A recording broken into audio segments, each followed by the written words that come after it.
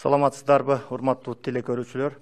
12 апрелге саат 8-ге республика боюнча 38 жаңы учур катталды. Анын 5-и Бишкекте, Чүй областында 3-ü, Нарын областында 13, Ысык-Көл областында 2, Ош областында 3, Ош шаарында 12.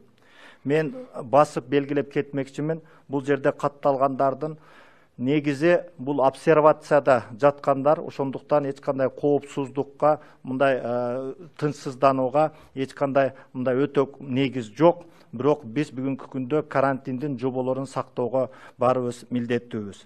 Кыргызстан боюнча бүгүнкү күндө 377 учур катталды. Анын ичинен Жалал Абад областы 89, Ош областы 119, Ош шаары 54, Чүй областы 21, Бишкек шаары 59, Баткен областы 4, Нарын областы 25, Ысык-Көл областы 6. Стационардан 10 жаран чыкты. Аналардын результаты таза чыкты. 5-өө Ош областынан, 5-өө Жалал Абадтан. Ал убакыт боюнча бизден 54 жаран чыкты, жакшы болуп чыкты.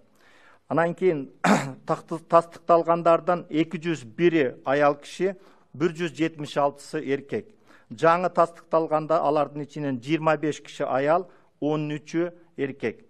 Жашына карата балдар 15 жашка чейин 38-ди түздү, 16-дан 19-га чейин 12-ни, 20-дан 35-ке чейин 90, 36-дан 55-ке чейин 141 жана 56 андан улуулар 96-ны түздү. Бүгүнкү күндө стационарда 318 жаран жатат.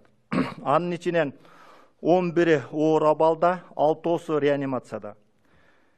Анализге түшкөндөрдүн саны 24885. Бүгүнкү күндө 24356 анализ жасалды. Мен айта турган нерсе, мына мурда жетишпей калып, жүйөлүү себептер менен реагенттер жетишпей калып, өз убагында жасай албадык эле. Кечеги күнгө бардык мурда алынган анализдер бардыгы такталып чыкты.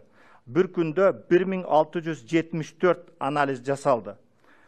Катнашкандар боюнча бүгүнкү күндө 6537 адам, анын ичинен биринчи категорияда 1178 адам, экинчи категорияда 5359 адам. Кыргызстан боюнча обсервацияда 1025 адам жатат.